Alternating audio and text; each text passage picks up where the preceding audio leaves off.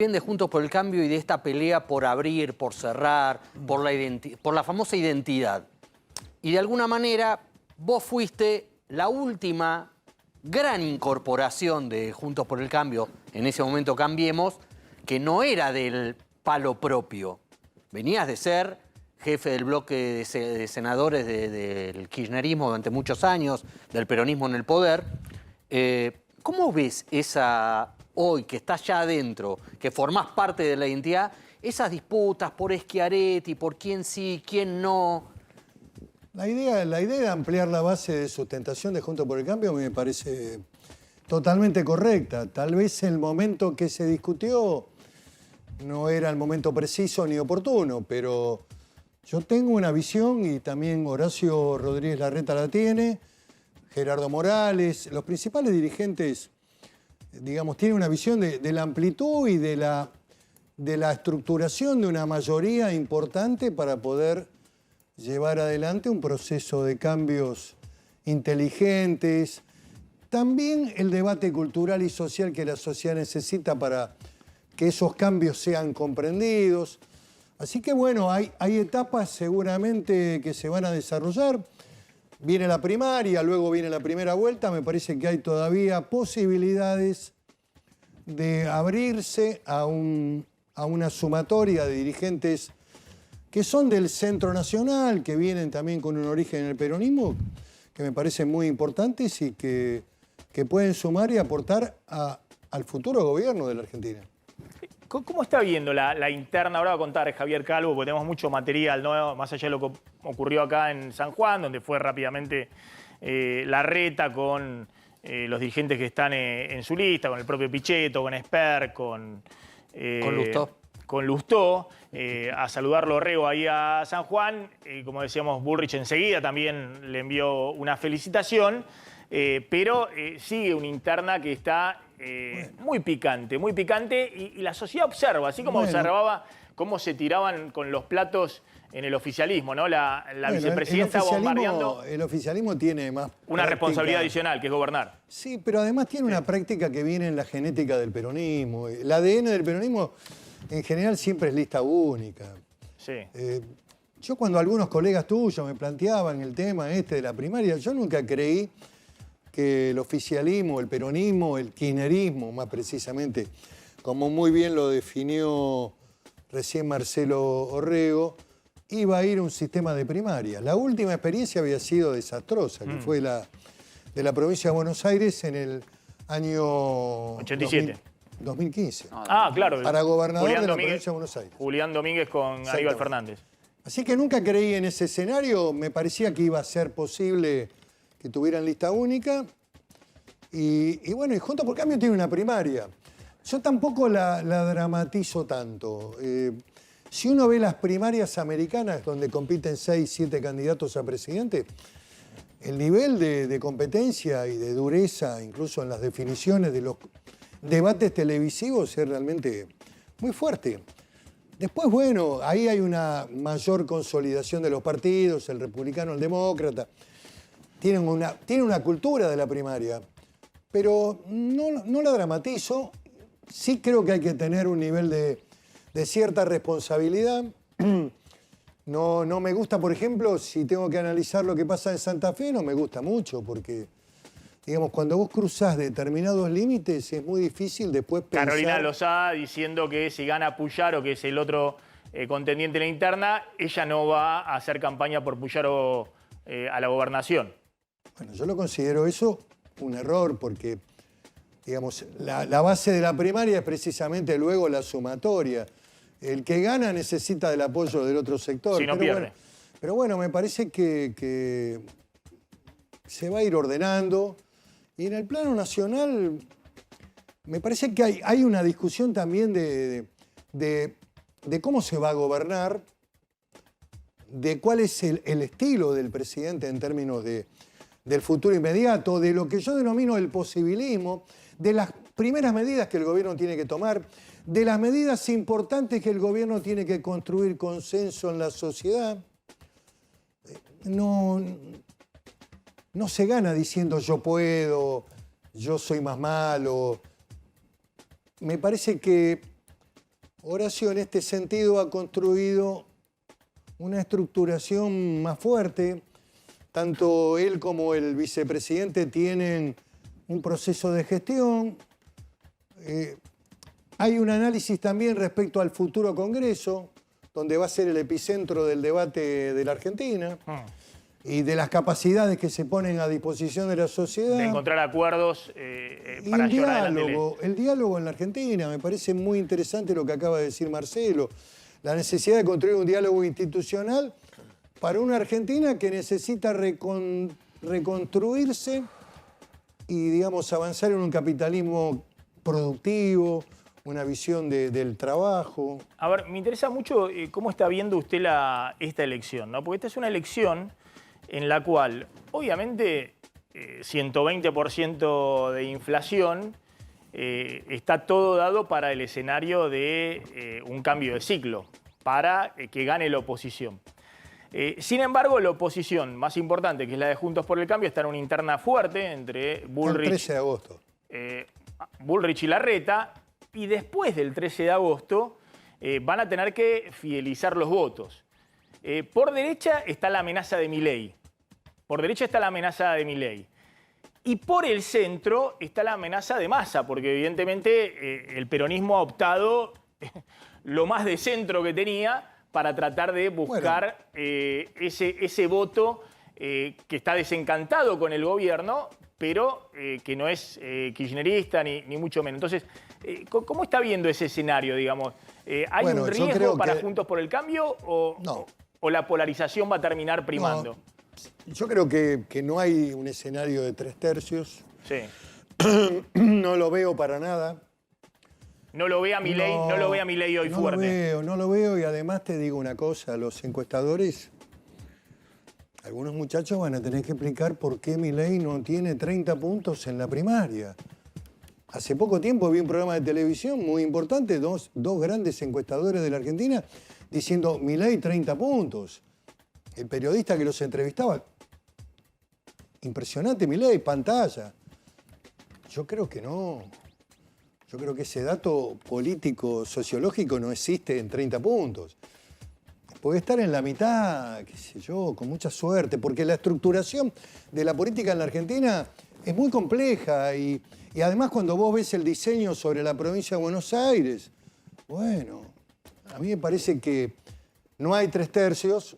Yo creo que hay dos grandes coaliciones. Creo que el problema del gobierno es el proceso de deterioro económico y el mal gobierno de Alberto Fernández.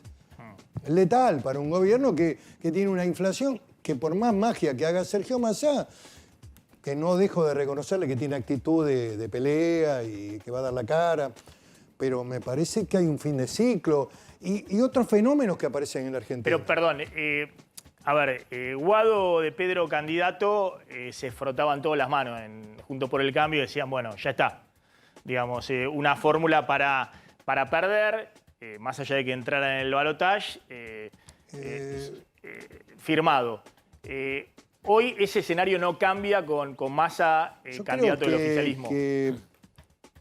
Digamos, el oficialismo ha hecho lo que ha podido. Es lo que le salió y además aquí hay una gravitación muy fuerte de los gobernadores y de los intendentes. Que por primera vez le imponen condiciones a Cristina. Por supuesto, y que dijeron, bueno, vamos a un esquema más competitivo, lista única, no me vengas con la interna en el distrito.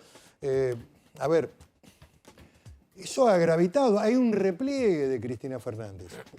Esto también es otro dato político. ¿Y ese no es un problema para Juntos por el Cambio, que ha construido fortaleza política en base a la figura de Cristina? ¿Hay que frenarla a Cristina porque si no nos vamos a Venezuela? No, yo creo que ese discurso ha sido superado en el proceso político. ¿Por la realidad?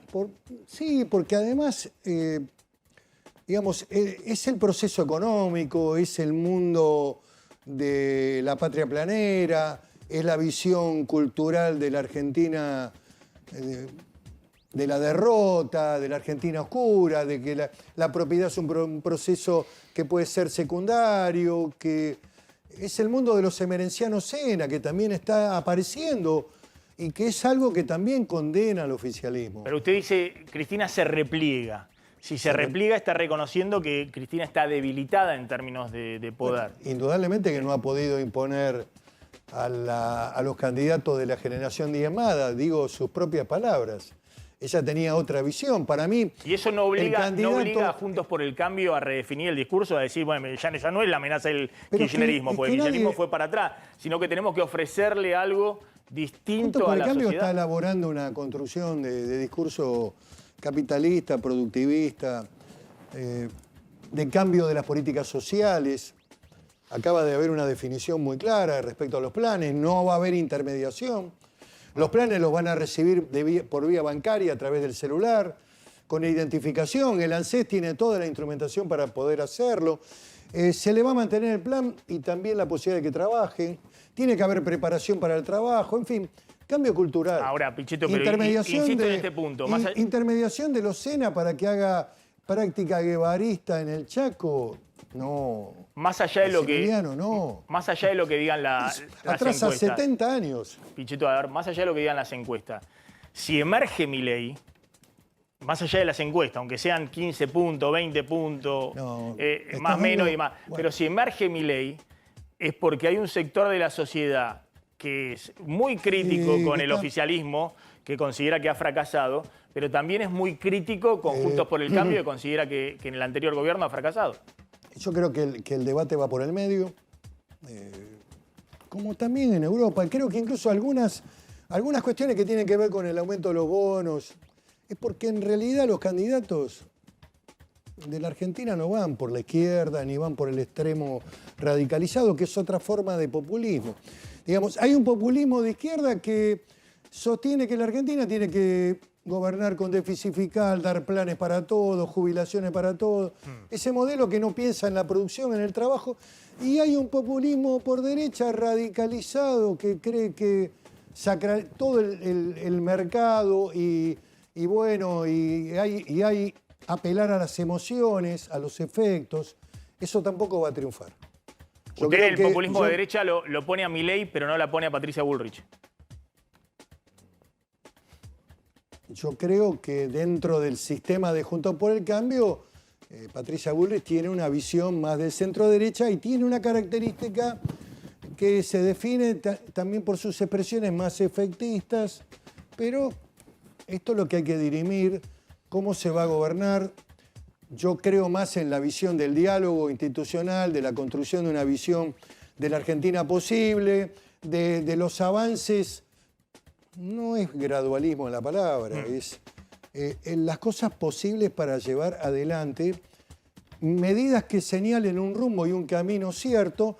Y luego también hay otras reformas que requieren de mayor amplitud y también requieren de la comprensión de la sociedad, de la ayuda de la comunicación, de los medios de comunicación, de la cultura, de los efectores de la economía, de los sectores sindicales. Todos tienen que contribuir a que la Argentina sea un país que haya oportunidades, al valor de la educación.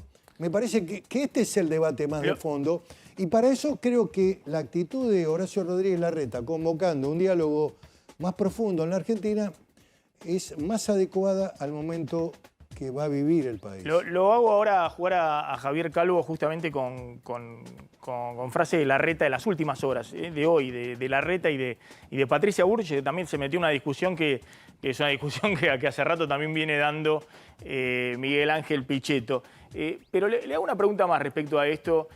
Cuando Larreta dijo que fracasó el modelo de Macri, y la sube ahí también a Bullrich, está refiriéndose a la construcción política. Está refiriéndose a que, decía, Mauricio Macri no supo construir políticamente una mayoría en el poder que pudiera llevar adelante las reformas. Bueno, él lo aclaró, dijo, los cambios tienen que consolidarse y perdurar en el tiempo. Sí. Eso fue lo que quiso decir, lo corrigió, luego también no quiso en esa expresión lesionar el pasado de Mauricio Macri. Ofender a Macri. Creo que lo corrigió, lo construyó después y lo aclaró eso. No, y me interesa lo que usted opina, porque bueno, muchos empresarios, muchos también periodistas, pero muchos empresarios, banqueros, lo han visto usted, no sé, en coloquios de idea o en distintas actividades, en su momento ser muy crítico respecto a la construcción política de Macri. Bueno. Cuando Macri estaba en el gobierno, ¿no? Creo que eso o el fue poder lo... que le había dado, por ejemplo, a Nicolás Dujovne en el Ministerio de Economía. Digamos, a mucha gente, o a Caputo, al ministro de Finanzas. Es decir, mucha gente que no tenía roce político, que eran eminentemente técnicos. Fui crítico de la política social. Sí. Pero también era crítico cuando la vicepresidenta gobernaba como presidenta de la Argentina. Ella habló en un acto importante en La Plata y dijo, bueno, mi presidente del bloque del Senado se quejaba de los planes, que no le diera tanta plata a las organizaciones que llevan adelante los planes. Y yo digo que era mucho más grave la evasión. ¿Recordás eso hace poco tiempo? Yo también cuestionaba este modelo de gerenciamiento privado de los planes por afuera del Estado. Lo cuestionaba en ese momento y también lo cuestioné en el gobierno de Macri. Me parece que fue un error muy grave y que forma parte también del escenario de la derrota electoral. Pero bueno. A ver, lo sumo a Calvo, ahí con cómo siguió hoy la interna de Juntos por el Cambio. Sí, ni siquiera el triunfo en San Juan amainó la ardorosa interna entre Horacio Rodríguez Larreta y Patricia Bullrich. De hecho, a propósito del triunfo en San Juan, mucha gente cerca de Patricia Bullrich lo que hizo fue tuitear en redes sociales un momento de la noche de anoche en San Juan, rodeado por Horacio Rodríguez Larreta, el gobernador electo Marcelo Rego, donde felicita o agradece el saludo de Patricia Bullrich. Lo podemos escuchar, si queremos, ese momento de la noche de ayer en San Juan. San Juan va a ser uno de los motores de la recuperación de la Argentina. Y esta es una muestra más de la importancia de sumar y sumar. Trabajando juntos y sumando es como le vamos a ganar al kirchnerismo en la Argentina. Ahí estaba, Bueno, Larreta eso de subiéndose Larreta, al triunfo de Orrego en San Juan. Exactamente, que como dice Orrego, efectivamente fue su respaldo en la elección que se celebró ayer. Que Larreta también insiste que le ganó al kirchnerismo. Exactamente. No al peronismo, sino al kirchnerismo. Y que se armó un esa es la palabra clave en el discurso de Larreta y de Orrego. Y ayer también no podía decir al peronismo, tenía a Pichetto al lado, digamos, que estarán juntos por el cambio, pero es peronista desde que Larreta iba al Jardín de Infantes. También acompañé la campaña de Marcelo. Digamos, Exactamente.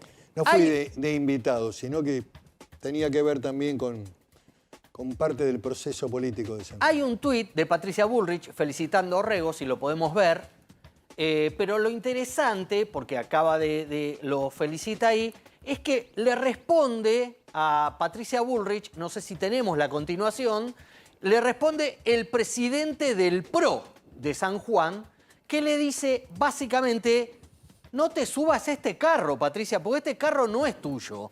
Hubiera sido bueno que hubieras bancado a Orrego durante la campaña, lo hubieras apoyado, con lo cual este ida y vuelta entre los candidatos presidenciales de Juntos por el Cambio no se detiene ni siquiera el día de una elección donde triunfa Juntos por el Cambio después de 20 años de gobiernos peronistas en San Juan. Bien, y ya vamos a ver la polémica que generó Patricia Bullrich hablando de las universidades y los estudiantes extranjeros que estudian en las universidades. Quiero completar con Miguel Ángel Pichetto, que es un gran analista también de la política, es un protagonista de las últimas 3 décadas de la política, pero también ve, como los conoce a todos, digamos, ve como una especie de juego en el cual Pichetto ha estado permanentemente detrás de las cortinas del teatro, digamos. Entonces ve, o para ponerlo en términos gastronómicos, ha estado muchas veces en la cocina, o sea, sabe los platos que se sirven a la sociedad porque ha visto las cosas que han hecho en la cocina.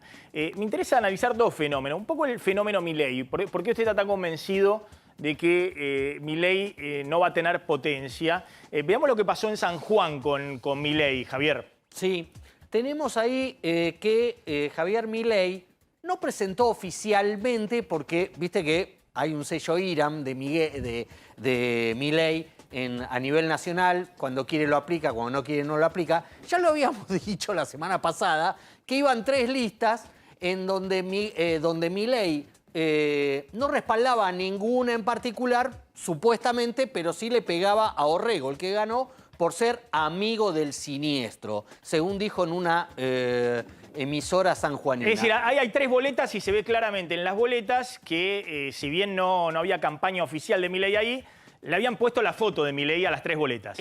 Exactamente, y de hecho tenemos, entre las 3 boletas, digamos, primero lo principal, entre las 3 boletas nos suman 4 puntos.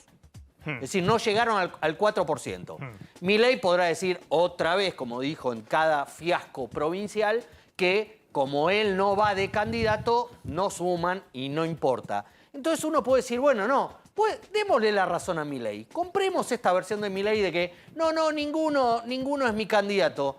Bueno, mostremos un tuit de la portavoz, la vocera, la responsable de comunicación de Milei, no sé cómo llamarla, a Lilia Lemoyne, que dice, nuestra candidata a gobernadora en San Juan es Paola Miers, 2019, pone la cuenta, que además de médica radióloga, es piloto de avión y abogada, algo así como Barbie, pero en la vida real.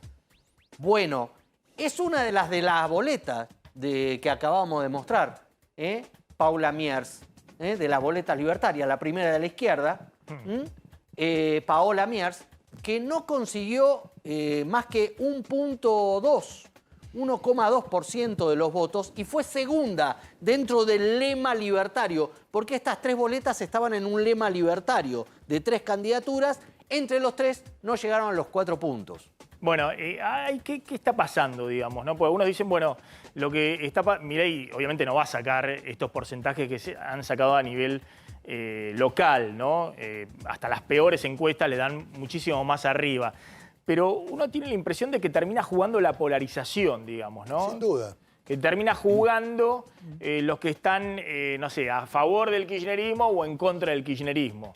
Y ven el instrumento para, en todo caso, acompañar al kirchnerismo o castigarlo. La única verdad siempre es la realidad. Y esto también, la figura de Milei fue una construcción también de una parte del periodismo, de encuestadores que luego no van a explicar el por qué no mide lo que dicen que mide.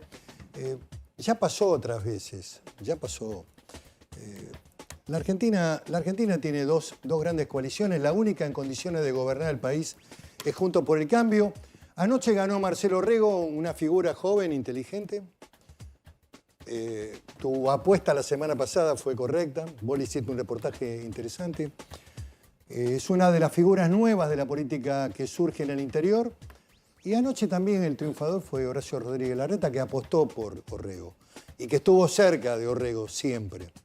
Así que, bueno, los datos son esos. A ver, quiero sumar esta discusión, ¿no? Que disparó Patricia Bullrich, tengo entendido que después se desdijo, pero me parece que es una discusión interesante respecto al discurso que compra cierto sector de la sociedad. Y no solamente es un discurso que puede comprar sectores libertarios de Milei, sino también sectores grandes de Juntos por el Cambio. Vean lo que decía Patricia.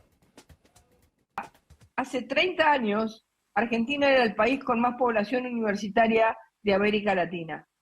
Hoy tenemos tan solo el 12% de nuestra población que llega a la universidad, porque quedan en la escuela secundaria, en la secundaria.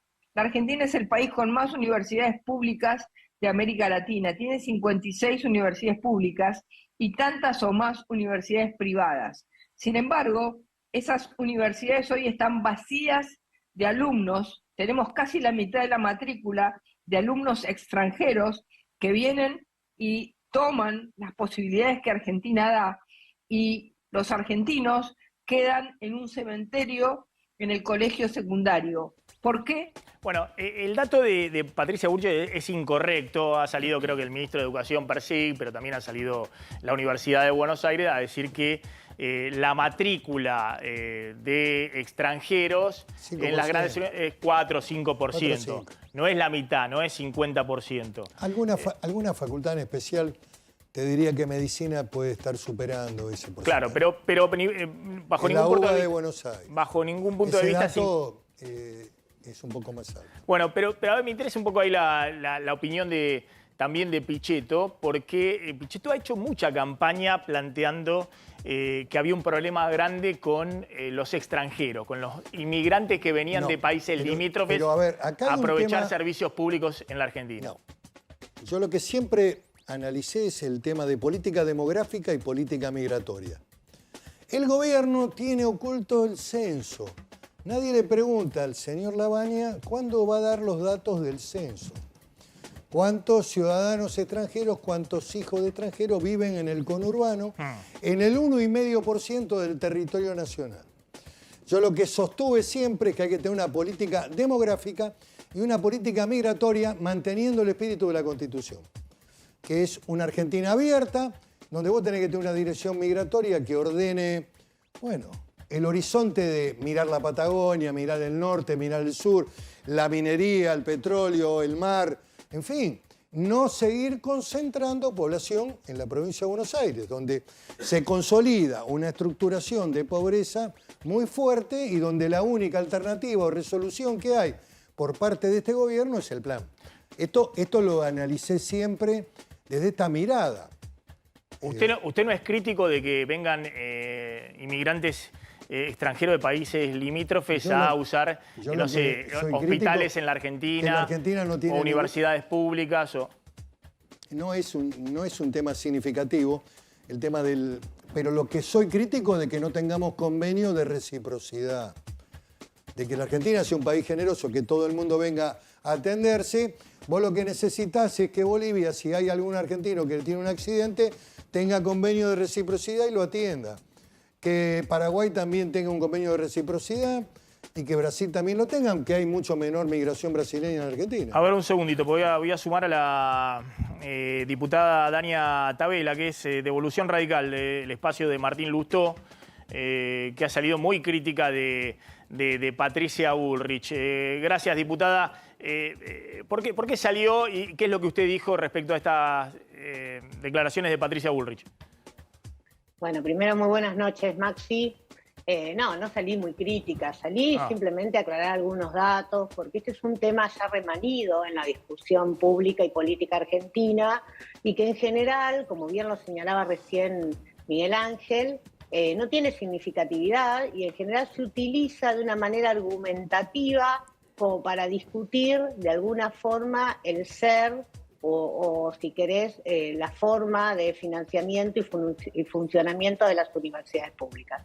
Yo ya en su momento, yo fui secretaria de Políticas Universitarias del presidente Macri y esta discusión la tuve con el mismísimo precandidato a vicepresidente de la precandidata Patricia Bullrich, con el doctor Petri, justamente porque efectivamente el número no es significativo, no hay ningún argentino que se quede afuera de un aula universitaria porque venga un chico, un estudiante de Latinoamérica o de otras partes del mundo a estudiar a la Argentina, y además hace y tiene que ver con el espíritu de la Universidad Argentina y la idea de generar redes y generar justamente trabajo colaborativo y cooperativo entre los distintos países. Entonces, siempre que esta discusión se da, me gusta echar luces sobre la misma a partir justamente de los datos, que es como se deben dar este tipo de discusiones. ¿Y por qué cree que lo instala al tema Patricia Bullrich? ¿Por una información equivocada? Y yo creo que en parte tiene que ver con una información equivocada, en parte efectivamente tiene que ver con un proceso de discusión interno que debe estar ocurriendo en su equipo educativo, en materia educativa, respecto de cuáles son las prioridades. En nuestro caso, en el equipo que conformamos dentro de Juntos por el Cambio, hagamos el cambio de nuestras vidas, con Horacio Rodríguez Larreta, con Diego Santilli, con Miguel Ángel Pichetto, tenemos claro que la discusión prioritaria en la República Argentina en materia educativa pasa por las reformas del colegio secundario y la necesidad de que nuestros chicos, efectivamente, ahí coincidiendo con la doctora Bullrich, efectivamente necesitamos que nuestros chicos terminen la escuela secundaria.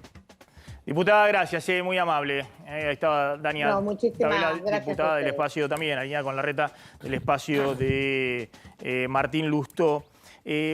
Quiero plantear el tema político de nuevo, Javier, con las señales que está dando Sergio Massa. Está tratando de ordenar el escenario del oficialismo. Uno dice, bueno, 3 años y medio, hubiese estado bueno que lo pudieran ordenar antes para gestionar, no solamente para estos 4 meses que quedan hasta noviembre.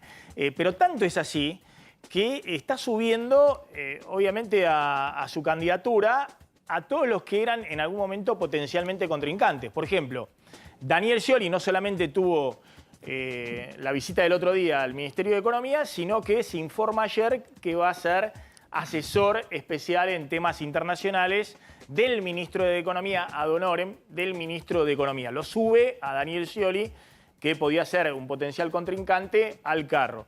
Y no solamente lo sube a Scioli, a ver si podemos mostrar la foto con Scioli, sino la foto de hoy en Iguazú con Julián Domínguez. Julián Domínguez, que es un hombre también del peronismo, si se quiere, peronismo, que en su momento era ministro de Agricultura, es decir, cuando llega Massa al Ministerio de Economía, tenía 2 ministerios que quería subsumir en su espacio para tener poder como ministro de Economía. Uno era el Ministerio de la Producción de Scioli, que voló por los aires, volvió a Brasilia, y el otro era el Ministerio de Agricultura de Julián Domínguez. Bueno, a 2 que habían quedado eventualmente heridos por el desembarco de Sergio Massa en el Ministerio de Economía, y uno que había quedado más herido por la traición de Alberto Fernández, dice Scioli, que podía ser precandidato a presidente y lo bajaron, en la misma semana, en la continuidad, ayer y hoy, Sergio Massa lo sube al barco, es decir, lo sube a su candidatura. Busca mostrar que no hay fisuras en la unidad del oficialismo. Yo vengo diciendo que lo básico para que vos puedas gestionar una economía es que ordenes la política del oficialismo, que es la que gestiona.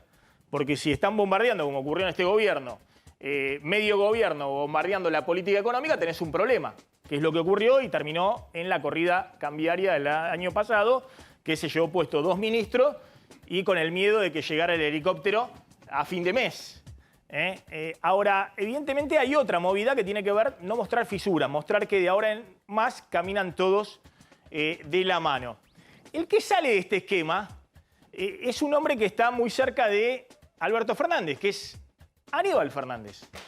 Que hoy salió a destrozar, lo puso en línea a Máximo Kirchner, a Guado de Pedro, también le disparó a Larreta, a otros dirigentes de la oposición, pero lo que interesa es cómo ahora salís con todo contra los propios, digamos, contra Máximo Kirchner, contra la Cámpora y contra Guado de Pedro.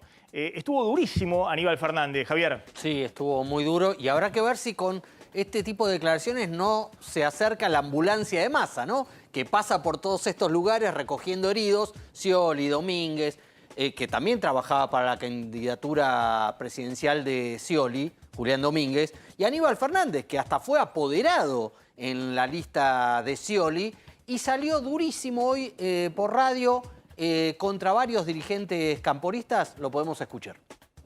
Dice una milonga de José Larralde, hasta parece mentira, pero es cosa señalada que de una sangre pareja sale la cría cambiada. ¡Opa! Estás hablando de Máximo. No, sí, no quiere sí. decir ni que sea malo ni cosa por el estilo, digo. Cambiado. El padre y la madre son una cosa, nada más, hasta ahí llego. Pero Guado, le falta mucho.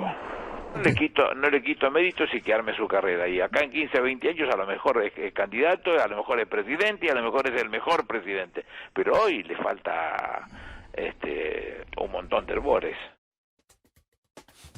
Bueno, quedó claro, a Máximo Kirchner le dice, no es la herencia política de Cristina y Néstor Kirchner.